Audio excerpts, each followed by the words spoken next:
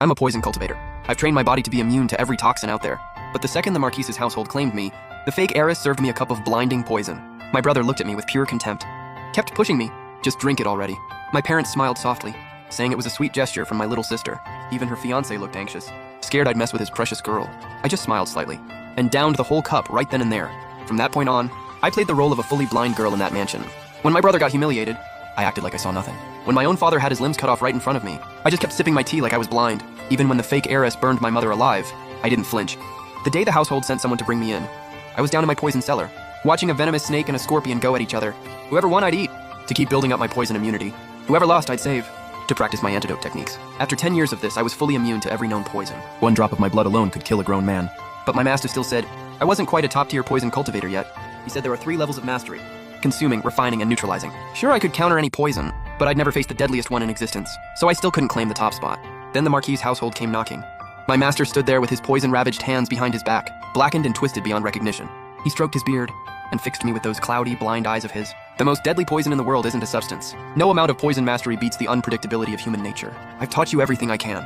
Whatever's left, you'll have to figure out yourself. That household is a poison den, and it's your proving ground. I tucked the snake deeper into my sleeve and asked, puzzled, that place is a high-ranking noble house, packed with servants? There's no poison there. What could I possibly gain from going? Your blind old self still needs me to bankroll you, you know? Can I just not go? The answer was obviously no. My master physically shoved me into a carriage headed for the capital and stripped every single toxin off me before I left. Right before we parted, he threatened me. Don't go and I'll burn every last one of your precious scorpions. Every bit of defiance I had instantly turned into reluctant compliance. Those scorpions were incredibly hard to raise, and the Scorpion King was the crown jewel I'd spent years cultivating, one of a kind. The wheels rolled forward.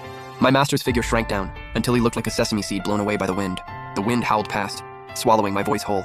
Between the roaring wind and the pounding hooves, everything I shouted was scattered, and I have no idea if he heard any of it. 7 days since I arrived, and I'd been dumped in a side courtyard with zero attention. Bored out of my mind, I fished a fully grown banded crate from under my bed, planning to sneak it into the fake heiress Wen Tingsui's courtyard. Can't really blame me for holding a grudge. On the day I arrived, she put on this perfectly innocent face, smiled and handed me tea, talking about sisterly bonds, how we'd always have each other's backs. But under her breath, in a voice only I could hear, she sneered, "You really think a country bumpkin like you deserves this tea?"